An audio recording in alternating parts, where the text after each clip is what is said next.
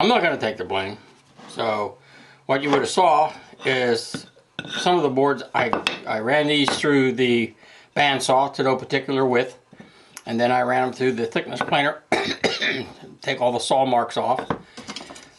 Some of the maple was long enough that I could get 2 pieces out of, and this has a bad spot in it. When I cut this in half, I made sure that I marked them as a pair, and I glued them all together. And as the last piece, I glued this red piece in the middle. So now what we're ready to do is we're going to take this block and we're going to run it through the bandsaw this way, and we're going to make 4 boards out of this. And as we cut them off, we're going to have to mark them so we keep one with the other. Well, first we're going to draw the circles on. No, I guess we'll wait to do that later.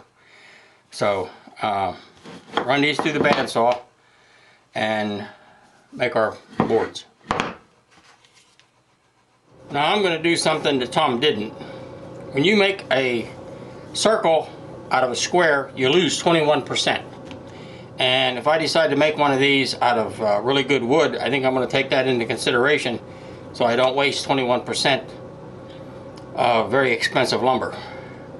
Now what I'm going to do is I'm going to cut this waist off before I start. Now Tom didn't do that because then that meant he would have to put a circle, resaw a circle, where mine's going to be flat. So I can trim this waist away and feed it through on the flat side and probably get away with it. So before I make the boards, what I'm going to do is I'm going to cut all this waist off, and then we'll rip this into boards. Okay, I cut the 4 corners off, staying outside the line. Now we'll take these and run them through the bandsaw and make 4 boards. This is going to be the cuts we make on the first board, the second board, the third, and the final board. I'm not actually going to use this. This is just mainly to show you the cuts that's going to be made on each board. Try to show it to you all put together. Now hopefully you can see once it's all stacked, they're all stacked together. Each one's 1/4 inch apart. I don't have the centers lined up, but that's how the 12 rings will go. And these 2 or 3 pieces in the middle, they won't be used at all. Now I have arrows on the outside pointing toward the top, or what I'm considering to be the top. So we have to keep these oriented right. What I'm going to do is I'm going to cut this in half first, and then we'll cut the halves into quarters. Here's our 4 boards. Now I'm going to have to tape these together so they don't move all over the place. And then using the numbers off this spreadsheet, just like on the paper, I'll draw all the circles and we'll cut them out on the bandsaw. Now taking all the numbers off the spreadsheet, we're going to draw the circles for all the number 1s here on the number 1 board, and then we'll do the number 2s on the second board, the 3s on the third board, and etc. So I'll draw these lines on here and then I'll show them to you. There's the 4 circles, or the 4 boards with the circles all marked. The ones with the black X in don't get used at all. So I have them taped together while I mark them. We'll take the tape off, and next we'll cut all these rings out.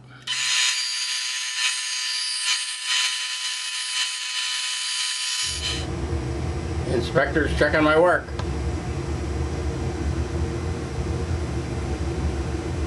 Okay, all the circles have been cut, and these 2 that look like the centers was chewed out by a rat, I would have had to put a thinner blade on the bandsaw, and for 2 circles I didn't want to go to that trouble. So now I've sanded off the rough fuzzies, but we have to take these and put these into full rings now. So I don't know if I'm going to do them one at a time, I mean, there are 2 or 3 at a time, any order that they go up the bowl, or rather just do all 12 at once and take it from there.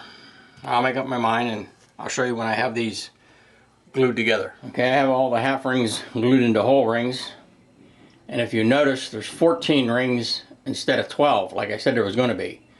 But what I did is I kept the ring that was smaller than the 3-inch base that I started out with, but I don't know if that's going to be strong enough to be the bottom piece of the bowl, if I can hold the bowl together.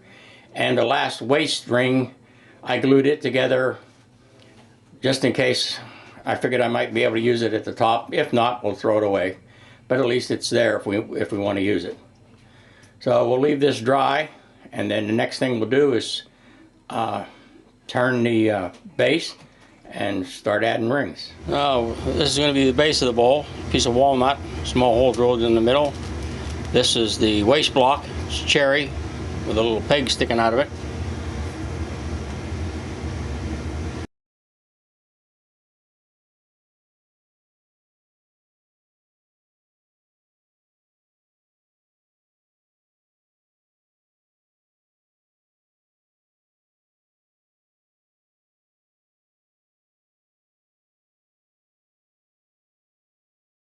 There's the base. It's been turned around. The diameter of that right now is 3 5/8. That's way bigger. And I usually leave these first couple of rings bigger than they should be to give me stability, and then at the end I turn this way down. But I'm not going to be able to do this on this, so we'll leave it for that way for now until we glue on at least the first ring. There's the bowl with just the pieces loosely stacked on top of one another. Give you some idea what the bowl's going to look like. I'd really like to start with that 2.5 inch circle, but I did a little calculating, and if I use the 2.5 inch circle, that gives me 4.9 square inches of contact to the base. And if I go to 3, it goes from 4.9 to 7.0. That's 2 square inches more contact area. So I'll think about this before I actually glue the piece on, and I'll let you know what I decide. Okay, I've made my decision. This should have been a 2.5 inch piece, but as you can see on this piece, because I figured I wasn't going to use it, I stayed way to the inside of the line. So this isn't 2.5 inches, it's barely 2 1/4, just a shade under 2 1/4. So that would take my surface area down to 3.97 inches, which is 44% smaller than this. So I'm not going to go with the 2 1/4 inch piece. We're going to start with the 3 inch disc like originally planned, and we'll take it from there. Here's something that we must pay attention to when we're creating a bowl like this.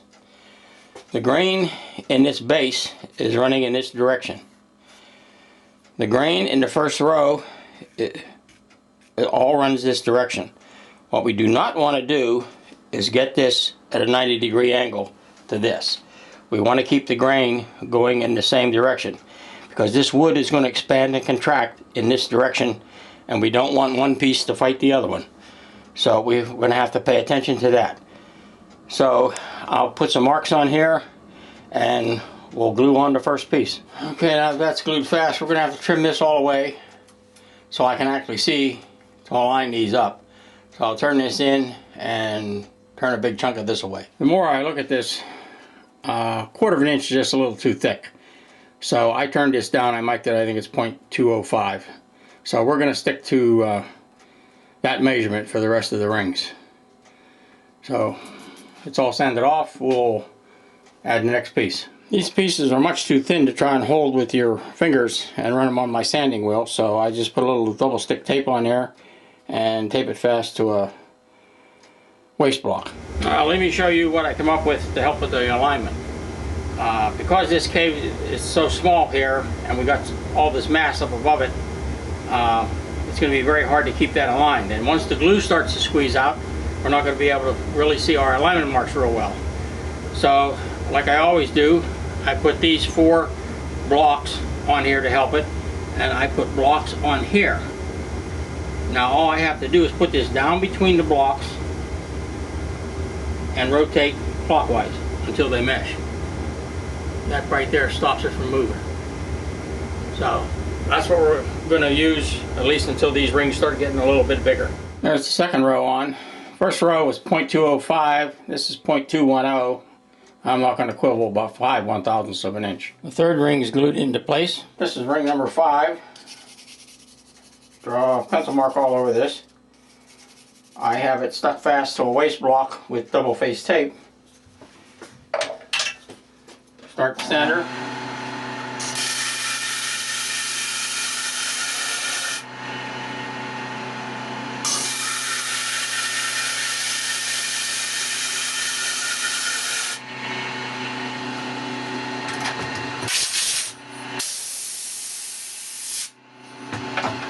Pencil mark's all gone, so it must be flat. That's 8 rows glued together, and those little sticks that I'm using are popsicle sticks. I'm going to make a 24-piece ring for the top of the bowl. I have a different table saw here, so how I'm going to work this is this is a 1/4 bolt threaded into a T-nut. So being that way, every time I turn this one flat, I should be 8/1000ths of an inch. So this is the first time I tried this. So we're going to cut the pieces for the top ring and glue them together. There's the 24-piece ring all cut out. Has to be glued together yet. If I'd have made the bowl a little bit smaller, I could have used this walnut ring I already had cut out. So we'll glue this together and we'll attach it to the bowl. I did not use that multicolored 13th ring. The 13th ring is solid walnut. So we'll leave that dry till tomorrow. Tomorrow we'll try and turn it. Now the bowl's all been put together. All left to do is turn it. First thing we're going to do is turn this surface flat. And the best tool to use for that, this is I think it's 1.5" scraper.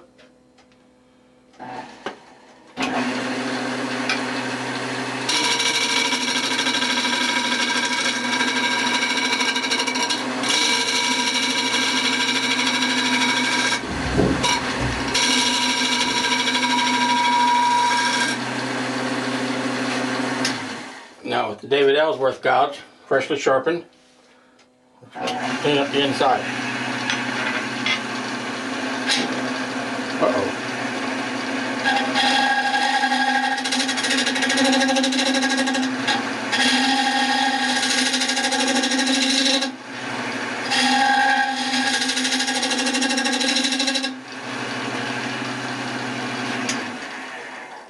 The inside of the bowl has been turned, and I sanded it down to 400. And once we finish the outside of the bowl, I'll take that on down to 600. I'll sand it down to 600, 800, maybe 12. I don't know. I'll show you what the outside of the bowl still looks like. That's what the outside of the bowl looks like. So now I'm going to cut a plug to put on a faceplate so I can stick it in here. I'll show you. So I can hold this real solid as I turn this, because we're going to turn this super thin. Now I need to find out what this angle is.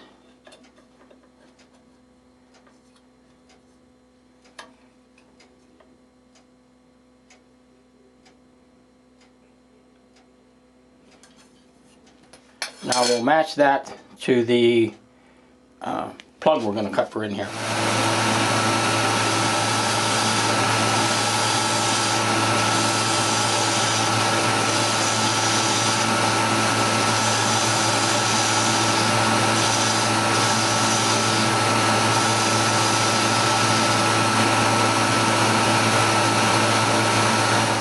We have matched that angle pretty close. So we'll put that in to hold that, use that to hold the top of the bowl. Now that it's securely held in place, I'll start turning here and I'll turn down the bowl. Once we get all the corners knocked off, and we'll have to check for thickness the whole way down. But we'll work from the top to the bottom. Again, with my Ellsworth gouge, I'll hold it with the open flute almost pointing directly toward the bowl.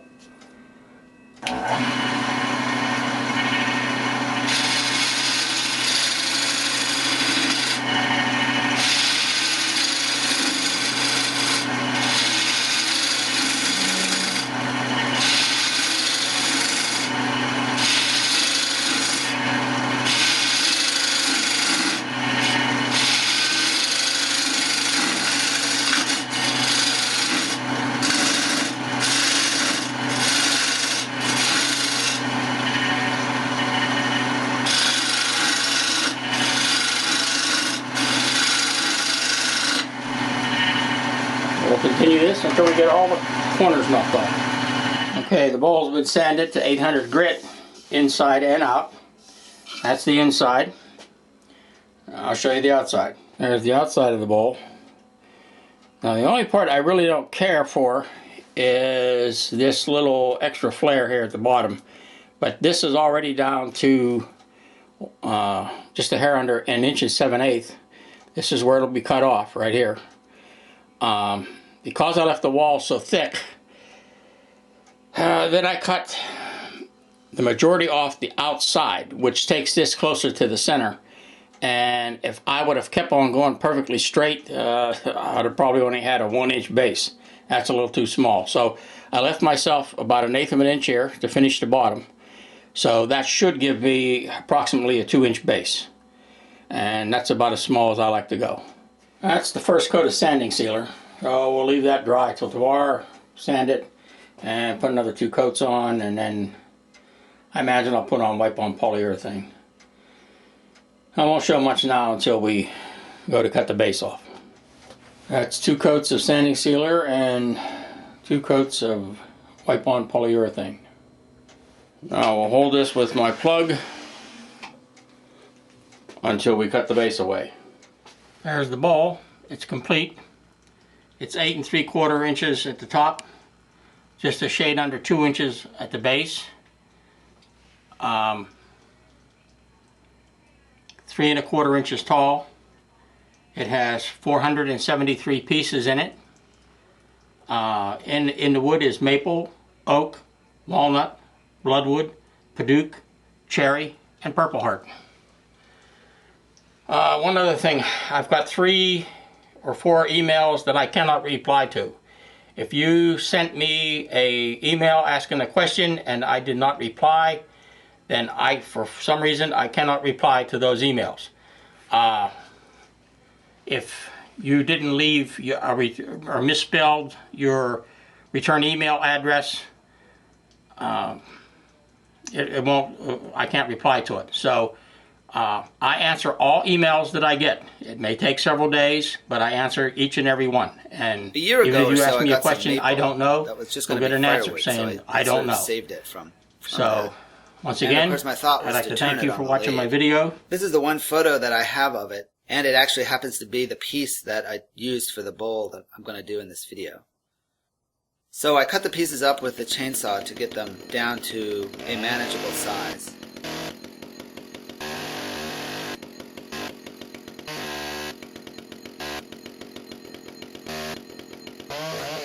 And took them into the shop and did a little cleanup. And I cut them into circles on the bandsaw. This isn't the same piece of wood, but it's from the same tree, and it looked about like this. From there I could turn the piece of maple into a rough bowl on the lathe. This is still green wood, so it turns really easily, and it's nice to turn it to a bowl shape at this point when it's easy to cut, and then let it dry. When it's partially formed as a bowl, it'll dry a lot quicker, so this will take about a year to dry from here, and not a decade if it was still a log. Okay, so the bowl's dried for a little over a year, and it's in pretty good shape. It's cracked a little bit around the edge, but those aren't too bad. It's more that it's cracked on the bottom here, and it turns out there's a knot. I think there was a branch that goes right through the center of the bottom, and then you can see it come up here. So what I think I want to do is slice all these cracks out, and this knot, and then rebuild a segmented piece to fill in that space. So that's what we'll do. I'm not sure why I used a faceplate to hold the piece the last time I worked on this, but that's what I used. And I found the one that I had used, or at least the holes for the screws lined up, so it seems to work. And at first I'm going to just flatten out the rim on the bowl so that I can hold it as I run it through the bandsaw. And I'll take the faceplate off. I need to make 2 cuts through the bowl with the bandsaw, and I'd like to mark roughly where those are, as they need to be somewhat parallel, and between those 2 parallel cuts need to fall all the cracks and defects and knots and things that I want to take out of the bowl. And if I have a few marks, that'll really help lining up the bowl on the jig before I start to cut it. The jig I've made is really simple. It's just a board with a rail attached to it that slides along the edge of the bandsaw table, and a third piece of wood that holds the bowl down to the table piece. I could make the cut freehanding it through the bandsaw, but it wouldn't be as straight, and what's nice about this is I can then sand that cut on the disc sander and get a very flat, smooth surface to glue the new piece into. So there won't be any gaps in the joint. I had slabbed some of the same tree into planks, and I thought it'd be nice to use some of that to rebuild the piece that I had cut out of this bowl. And I had one last leftover piece of walnut from the last bowl that I'd worked on to give a little bit of an accent to the piece. I started by cutting the walnut, and I marked the width based on the width of the piece that I had cut out of the bowl. But then when I got to the table saw, I realized I could just use that piece to set where the fence was, and I really didn't have to mark a piece of walnut. So I cut the walnut into the strips that I needed, and I cut the maple down to a more manageable size, and jointed and planed both the walnut and the maple. Then I cut the maple into thinner strips, and my idea was to do a pattern with the maple inside the walnut.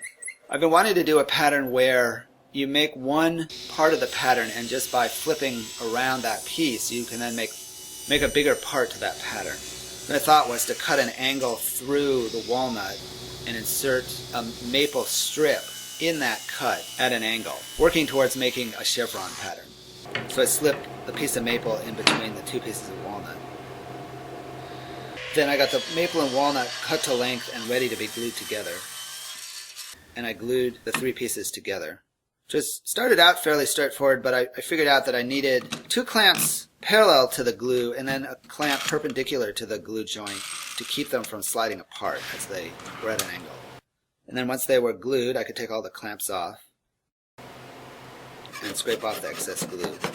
Now the joint on the top and the bottom of these pieces was important, so I jointed the top and bottom, then cut the pieces that I was going to need.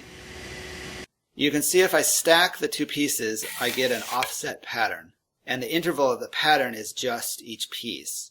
Whereas if I flip one of the pieces, the pattern becomes bigger, and the interval is now the two pieces together, and it makes a chevron pattern. So if I take out the piece that I cut out and I use that as a template, I can lay out the pieces that I want to glue together. And doing the pieces this way, the grain runs in a similar direction as the original bowl. And laying it out with the original piece, I can see how and where to glue it together.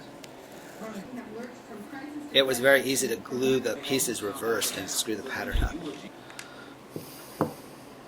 And clamping was fairly straightforward. Once this piece was glued together, the sides of this piece were now what was important. So I sanded the sides and got those perfectly flat. So once the sides were perfectly flat and smooth, they could be attached to the rest of the bowl with a seam that doesn't have any gaps in it. I can mark the shape of the bowl on this new piece and then cut off the extra,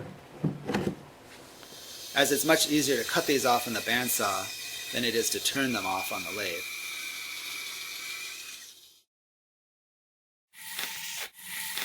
Now for clamping the final piece together, I can put glue on the two surfaces and make sure the glue is even and complete on that surface.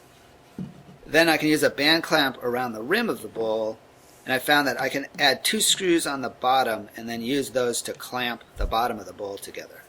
This seems to hold the seam together perfectly. So now that it's dry, I can take the clamps off and it's ready to be turned. I can put it in the chuck jaws with the bottom facing out. And the first thing I can do is make a tenon for the jaws to hold the bottom of the bowl. I found that using these big jaws, I really have to use the tailstock to hold it in place. I've had things come off, and that's not fun when you've spent several days getting to this point. Now I have the bottom attached in the chuck, and I can turn the main part of the bowl now. I started with the outside and then got a fairly close shape on the outside, and then from there I could work on the inside. And I spent a little bit of time on this trying to get the shape just right, as it was just a really simple bowl. It felt like the form had to be just right on this one.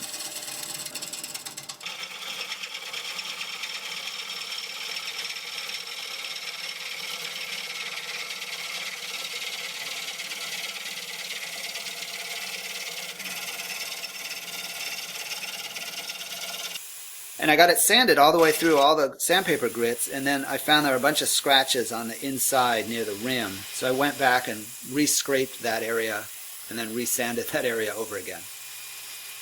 But it turned out better in the end. It's sort of that stressful thing, though, where the bowl is basically done, and if you're trying to make it just that little bit more perfect, and that's the time when you'll hit a catch and ruin the entire thing. But it turned out okay. Then I worked on the bottom, which was basically just turning off the tenon from the chuck and making a foot. I didn't really want to make such a pronounced foot on the bottom of this bowl, but I didn't have very much material left on the bottom, so I was forced in the end to do that. Then some finish, and this is the same finish I've been using. It's a beeswax linseed oil mix. I really need to try something new.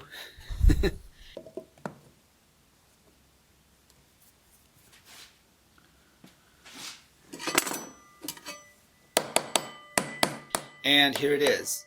Not to be too critical, but I think I need to work a little more on keeping my segments aligned when I glue them together, because the chevron pattern is off just a little bit here and there. But it still came out really nice.